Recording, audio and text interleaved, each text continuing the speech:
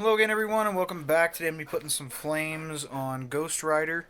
And real quick, before I go any further, I want to give some quick shout outs to Donovan Powell and Shannon Wesser, amongst other people that gave me a lot of really good ideas for how to do the flames and how to get them to look.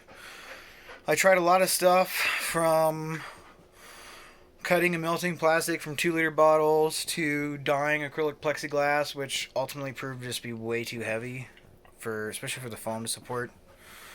But I wanted something that, when it was lit up, would give a pretty good effect, but would look okay at least with them off, which is pretty much what I have.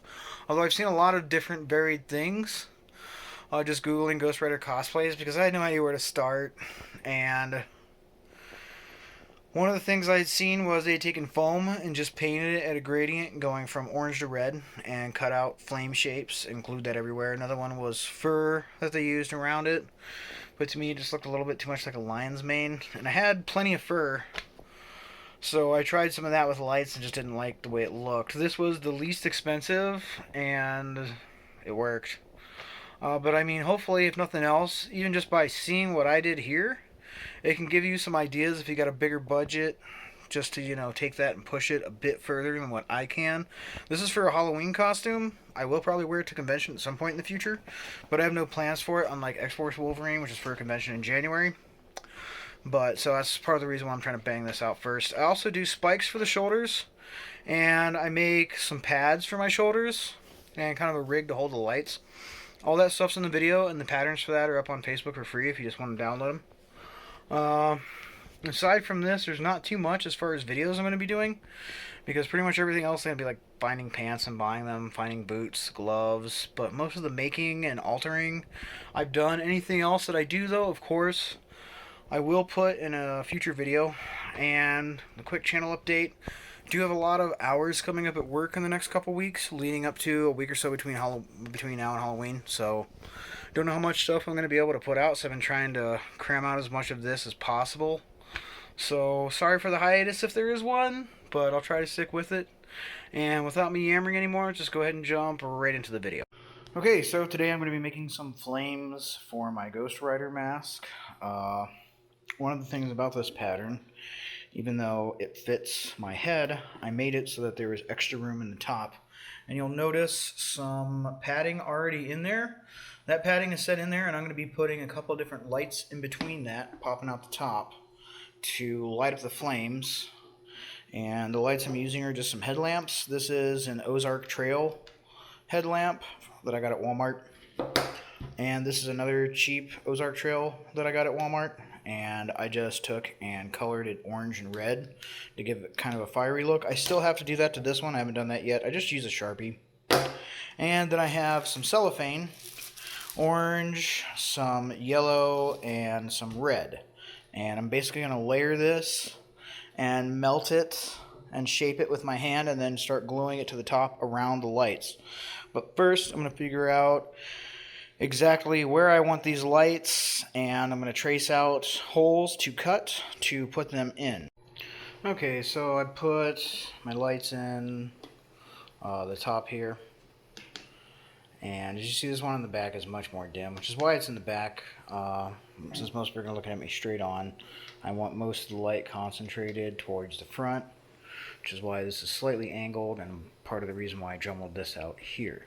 Now, what I'm ultimately going to end up doing with these cellophanes, I did a test one because I already had the red cellophane, but before I went and purchased any, I wanted to heat it and wrinkle it and see what it would do. I doubt I'm going to actually use very much red. Predominantly just going to use yellow with some orange and maybe some red that I heat and melt in towards the top. And I'm just going to cut off sections and play around with it, and use my heat gun on a low setting to just get it hot and kind of wrinkle and shape it. Okay, so I've begun gluing on my various pieces of heated and melted plastic. And I'm, of course, starting with the center, working my way out. In the center, of course, I'm going to have the tallest and highest ones, and moving towards the outside, I have some rather small ones here at various points. just to kind of help go from a smaller to a larger flame, if that makes sense. I have a lot more to put on, obviously. I have to go all the way out and then down a bit more, all the way around to the back. And what I'm doing this is I'm taking the yellow and putting some orange in it, kind of rolling, twisting, folding, wrinkling it up, and then using my heat gun to heat it up and melt it into shape. Now, there's been a lot of trial and error with this, and there's been a lot of stuff that I've thrown away. There's been a lot of stuff I've had to trim and cut and reshape and melt, etc., just to get it to look like it does. It's kind of been a trying process on my patience, but it has been working, at least so far. It looks pretty good. The lights turned on, and yeah, it does light up fairly well. This is in decent light settings, but in lower light settings, like on Halloween for example, this should light up rather well. Okay, so it's been about 3 hours total almost since I started working on this, and I'm still not even halfway done, but it is getting a little easier to figure out the heating and manipulating of this now. As you can see, I've got a little more done on this side than I have on this side, and I've gone back further past the second light now, but I still have this whole area all in here where it's all empty that I still have to fill it in and build up. Okay, so I think I still need to do some filling in through here, but this is at least like 80-90% done. And that's with all the lights on. And here we go with all the lights off and just the light coming in through the window. Okay, I've got it filled in at least enough to this point that I'm happy. So I'm going to move on to the shoulder pads and the shoulder spikes. I do have a feeling that I am going to add more lights and probably more frames to the Ghost Rider mask, but for now, we're just counting that done. And now I've cut out my shoulder pieces, and before I glue my V-cuts with contact cement, I'm going to take my heat gun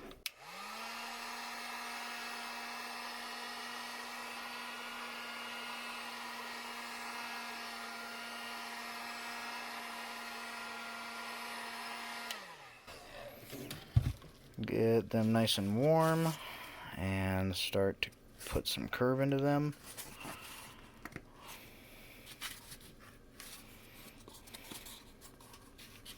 Okay, so I have them fully heated and shaped. I just curve it to fit my shoulder. Left side for left shoulder, right side for right shoulder. This is actually going to hang down onto my bicep. Of course, these are all made to fit me. So if you're, going to print out the free patterns from Facebook, keep that in mind. Match these patterns to yourself. You may need to make them smaller, you may need to make them bigger. And now that I've got all the basic stuff on that done, I'm taking some 1-inch polypro strapping, and I'm going to start attaching these to this. Now, how I did this was, I sat this on my shoulder where I wanted it and put this on my bicep, the upper part of my arm, and lifted my arm up and made sure that this wasn't going to stop me from moving my arm up and down. And the amount of space I need is about 2 fingers or about 1 inch. But once again, this spacing and sizing is dependent upon your body. Okay, and here it is. I've put my pieces together. This will, of course, be the front of my neck. This will be my back. 2 left-hand pieces, 2 right-hand pieces. I did have my fiance help me with this, and I'll put this on so you get an idea of what I'm going for here. Okay, and here they are on me. Like I say, this isn't meant to look like anything cool like a muscle suit. It's just to hold it in place so that I can puff out the shoulders on Ghost Rider a little bit taller. I may actually end up sweeping something off this. I'll have to try on the jacket first, but the idea is pretty much the same. And I'm also going to put some more stuff off this. Probably going to have a front rig that'll hold my light that's coming out of the front of my coat. And I may put some flames, probably will put some flames on that too. Okay, so for the spikes, first you want to just cut out a pattern piece, and if you're using 5mm foam like I am, This is my advice to get a nice sharp point. Of course, you can sand it the rest of the way, but what I do is I take my scissors and I trim this tip down. I literally take the scissors and like snip off the edge, if that makes any sense. Once I've done that, throw that aside, I heat it with my heat gun and I curve it. Okay. Once that part is done, I take and I apply some contact cement, which I already have on here, and just like with everything else, let the contact cement sit for 15 minutes, and then as evenly and carefully as possible, join both sides together. When that's done, it looks like this, and if you notice a little bit of shine here, I wanted to start pulling apart, in particular on the tip. It would stay together, but about every 5-6 minutes kept wanting to pull apart. I took some super glue and just ran some along the edge just to make sure that it stays there. And it's not perfect on the back side, but that's why I have a Dremel. Because I'm going to clean this up, heat it a little bit first, maybe put a slight curve into it, make it maybe a little wider at the base, a little flatter. But yeah, on to the Dremel.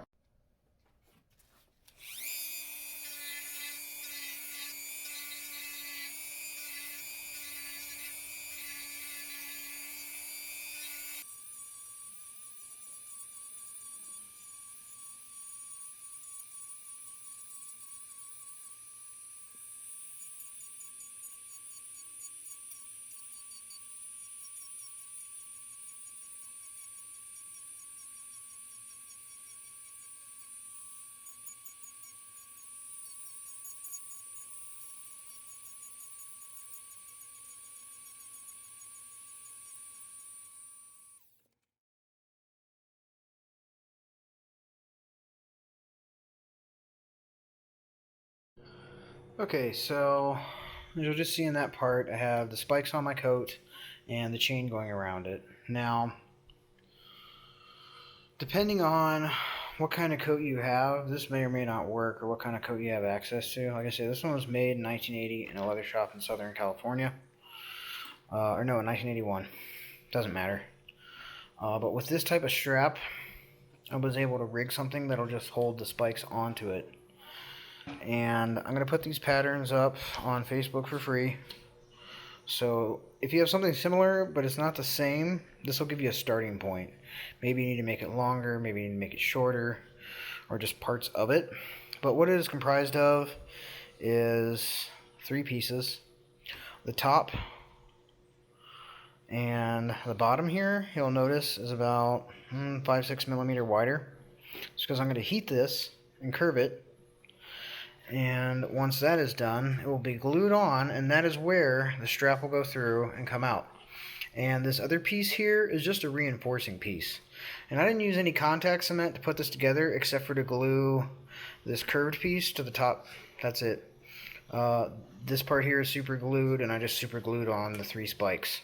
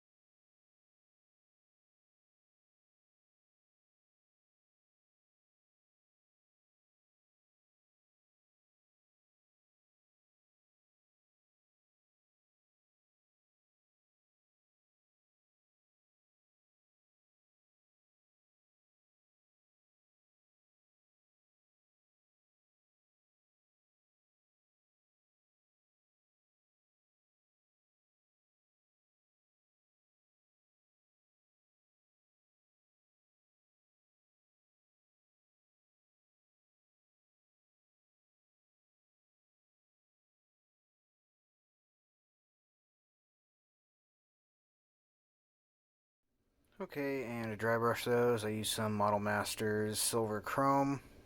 I like this stuff a lot. I did not seal this. I don't want to put any sealants on it and have it on the jacket and possibly affect it.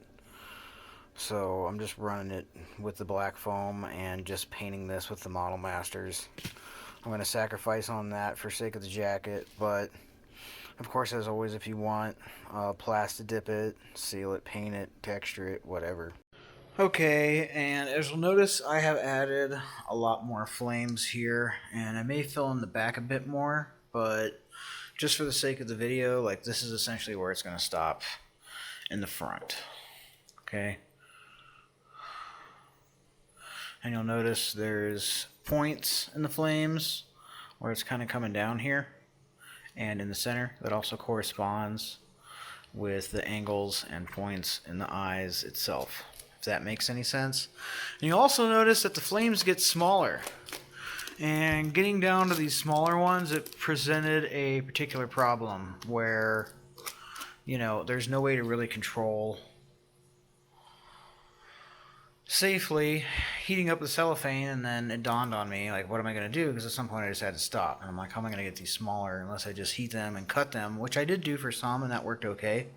But what ended up, obviously, I don't know why I didn't think of this, was fold it up and then just grab it in a pair of pliers and use the heat gun. I would just heat an edge and then kind of flatten it down against the work surface, and then rotate it within the pliers and heat another edge, and just kind of slowly and patiently work at it. Now, this led to successes and failures, so I don't want you to get the wrong impression here. And as you'll notice, I didn't film any time lapse of this. It's because it wasn't like something where I'm using a Dremel for 5 minutes or gluing something together for 5-10 minutes. From start to finish on the flames, it took about 10 hours. You put in the time that I spent putting in all the lights and stuff, it came out to about 12 hours of work total over 3 days, including 8 hours on a day off and then 2 hours on each day that I had to work, along with working on spikes and patterns and other things as well, of course. But okay, so if you watch the first Ghost Rider video all the way to the end, you may remember the bundle of lights that I stuck down on the jacket. Well, I took a couple more lengths of the polypro strapping and contact cemented that in to just a piece of foam that I glued the battery pack to and the lights. At that point, I literally just stuffed them in my jacket, and it was just kind of sitting there, which isn't going to work for any extended period of time, obviously. So yeah, I super glued the battery pack on, and now I can just flip the switch, turn them off and on. I don't know if I really want any sort of flames in front of it, but I did make some to put there just in case, but I kind of don't think I want any except for on the skull, but I don't know. Test it out and see what I think.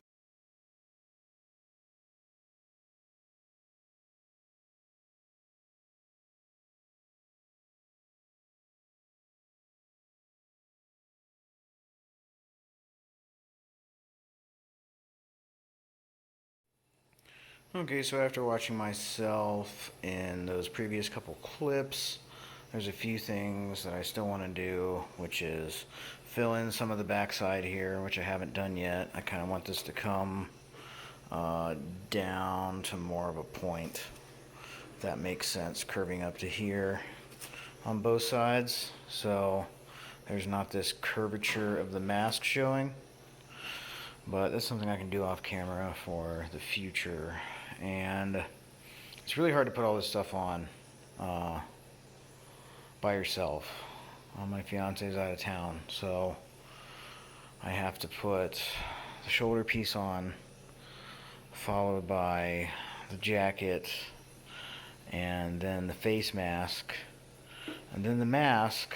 And since I have to put the neck piece over the cord, I end up having to put this halfway on and then wrestle this on and then put the mask on. And the chains are a whole other story entirely. You can see they're just kind of falling off of me. And then even whenever I went to take them off, somehow I ended up with a loop and one long continuous piece, and it was originally just all one long continuous piece. But that definitely needs work still.